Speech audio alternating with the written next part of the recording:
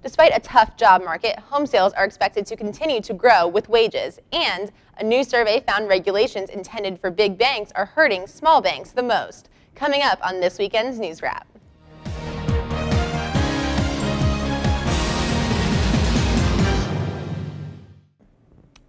In its latest economic and housing market outlook, Freddie Mac expects home sales to grow along with wages this year, despite a still tough job market in most sectors. Freddie projects a 3% rise in home sales and a 20% rise in new home construction in 2014. Compared to 2007, most job sectors, particularly manufacturing and construction, are still down. In February, construction employment was 5.9 million, 1.5 million less than December of 2007. The labor market remains below its potential, with unemployment hanging on at 6.7%.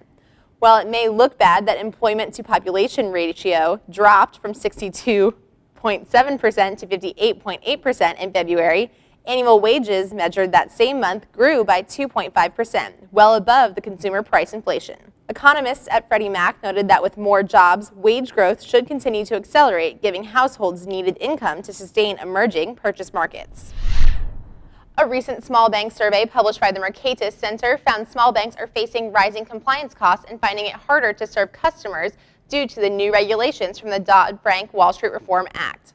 95% of polled banks compared the Dodd-Frank's regulatory burden as the same as the existing Bank Secrecy Act, widely perceived as a compliance-intensive act.